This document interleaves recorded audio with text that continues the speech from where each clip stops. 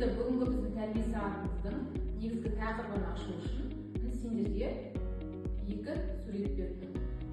Мынау не болып тұрсты? Бұл бізде Қазақстан Республикасының тұңғыш тәрбиелері. Мақсаты сіздерге жалпы Қазақстан теңгесінің тарихы, оның тәуелсіздік нышаны ретіндегі маңызын түсіндіру.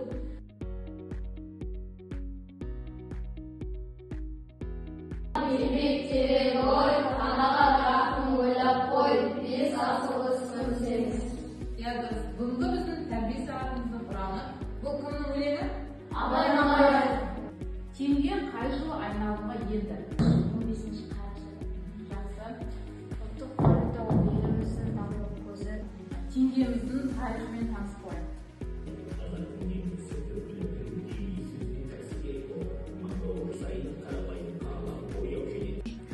Оқушылар, біз теңгенің тарихы туралы көптеген мәліметтермен таныстық. Енді мына сіздерге мынандай тапсырма, яғни теңгедегі тұлғалар сәйкестендіру тапсырмасы. Бұл тұлға жас ғалым, этнограф әрі саяхатшы. Оның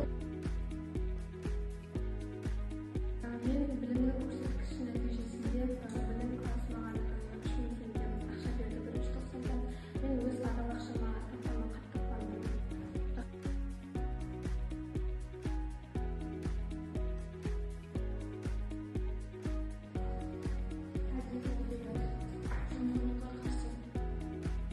Енді міне адалдық банкісі әдісі, яғни бір күнде жасаған қандай адал істеріңіз болды, соны жазып банкіге саласыз.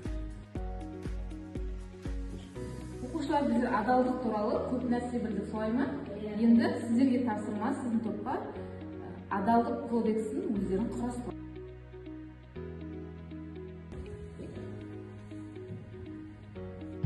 Біз топпен адалдық кодексін құрастырдық. Шыншыл болу, әділдік сақтау, адал ниет, сенімді болу. Келесі бізде тапсырма, яғни ситуациялық сұрақтарға береміз. Бізде жұмыс тез бітеді дейді. Не істейсің?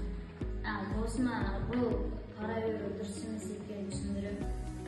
Біздің жалпы тәрбие сағатымыздан 10 минутты қауіпсіздік сұрағына берілген. Сіздерге таныс міне бұл маңызды шұғыл қызмет нөмірлері. 112 бұраған Сіздер өткізеді. Оқушылар осындай келе адал жүрек челленджі, яғни бір-бірлеріңізге шынайы лебіздеріңізді жазып ұсынасыздар.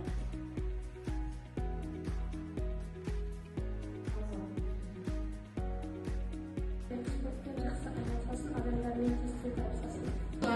Бүгінгі тәрбие сағатымызды қорытындылай келе, жалпы теңге біздің еліміздің тәуелсіздігіміздің белгісі. Адалдық азаматтың жүрегіндегі құндылық екенін сіздер түсіндіңіздер. Сіздер бүгінгі сабақта өте жақсы өтті ме?